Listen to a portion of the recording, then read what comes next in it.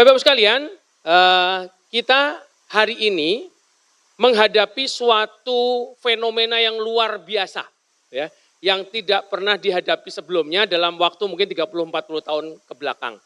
Kita diharapkan ya atau diprediksikan ini akan membawa perubahan yang sangat besar. Ketika Mr. Trump di 100 hari pertamanya membawa goncangan yang luar biasa besar.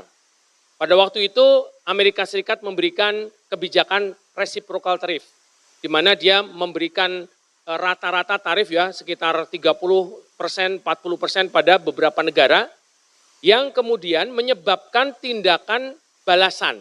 Nah ini yang menyebabkan, menarik nih. Kenapa? Karena sebelumnya tidak ada yang pernah berani membalas Amerika. Nah sekarang ternyata kekuatan geopolitik dunia ini berubah Bapak sekalian. Terjadilah retaliasi yang luar biasa besar gitu ya. Yang pertama tentu adalah dari Meksiko dan Kanada yang langsung bilang bahwa ini nggak bisa nih dibiarkan seperti ini.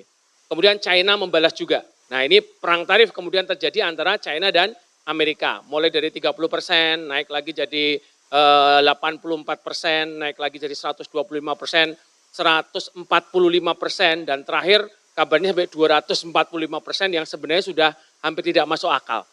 Nah, yang dilakukan China Bapak sekalian adalah melakukan tindakan yang balasan.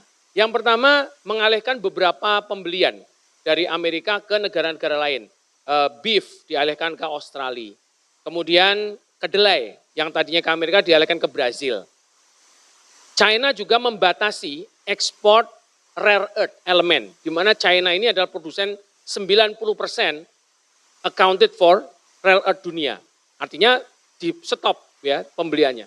Kemudian China juga membuka aturan anti plagiasi. Jadi IP itu boleh dilanggar. Zaman dulu China yang mengatakan bahwa selama ini saya jagain loh IP-nya ya, intellectual properties-nya. Tapi China mengatakan ini sekarang boleh. Berarti akan terjadi banyak sekali gerakan-gerakan ya untuk bisa mendapatkan produk-produk yang dalam tanda kutip ya istilahnya KW1, KW2 dan seterusnya. Nah Bapak Ibu sekalian, tindakan-tindakan ini memang sangat luar biasa menggoncang. Yang artinya menyebabkan ketidakpastian di global. Nah ini yang disebut dengan global trade shockwave. Suatu gejolak dunia yang di dunia ini besar dan akan berdampak pada kita di Indonesia. Di Indonesia seperti apa berarti? Ketidakpastian akan semakin besar. Kita tidak lagi bisa mengatakan Bapak sekalian bahwa kita hanya mengandalkan pasar luar negeri, pasar dalam negeri pun akan terpengaruh. Kenapa? Karena Bapak Ibu sekalian, brand-brand yang selama ini melakukan ekspor, pasti akan mencari cara untuk bisa keluar dari jebakan yang selama ini. Maka akan mengalihkan arah-arah tujuan ekspornya.